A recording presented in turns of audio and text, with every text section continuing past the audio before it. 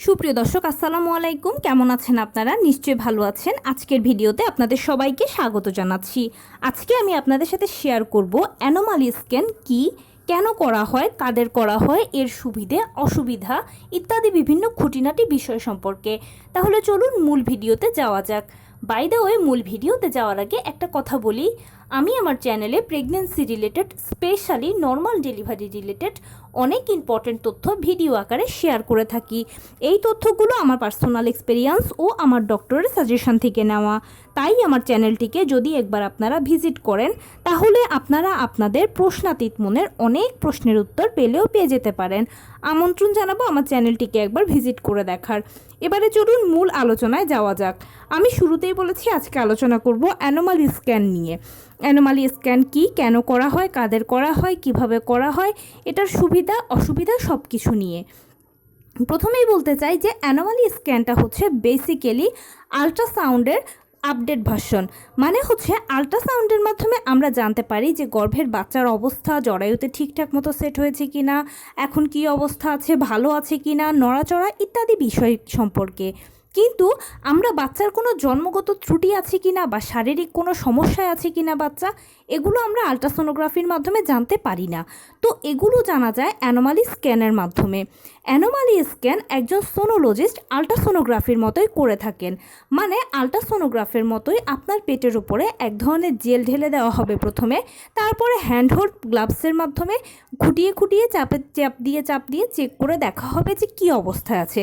Ultrasonogram যেরকম অল্প সময়ে করা হয়, এটা একটু দীর্ঘ সময় ধরে করা হয়।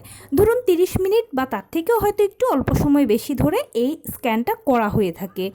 এর মাধ্যমে ভ্রূণের কোনো শারীরিক ত্রুটি আছে কি না, ভ্রূণের মাথার গঠন ঠিক আছে কি না, চোখের গঠন ঠিক আছে কি না, নাক কান ঠিক আছে কি না, হাত পা, হাতের আঙুল, এছাড়া তার শারীরিক অন্য কোনো সমস্যা আছে কি না, মেরুদণ্ডের অবস্থা, তলপেটের অবস্থা, এছাড়া বাচ্চার পেটের ভেতরের অংশগুলোও কিন্তু এর মাধ্যমে অনেক সময় দেখা যেতে পারে।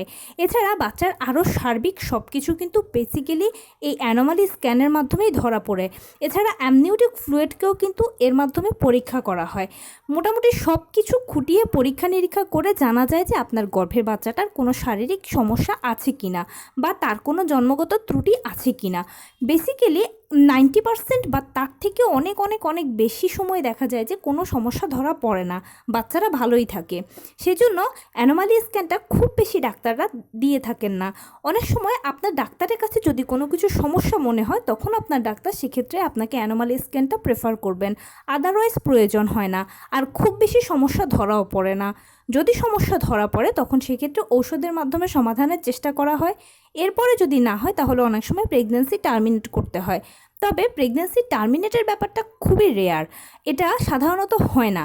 আর এই অ্যানোমালি স্ক্যানটা যেটা হয়ে থাকে এটা আপনি করাতে পারবেন 5 মাসে, বা আপনার ডাক্তার যদি চায়, প্রয়োজন মনে করে, তাহলে আপনাকে 5 মাসে দেবে, 18 থেকে 22 সপ্তাহে।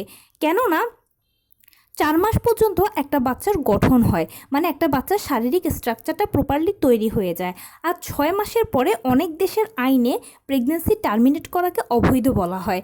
সেজন্য 5 মাসে এটা করা হয় এবং 5 মাসেই চেক করে দেখা হয় যে বাচ্চার গঠনগুলো সব ঠিকঠাক হয়েছে কিনা, সব কিছু হয়েছে কিনা।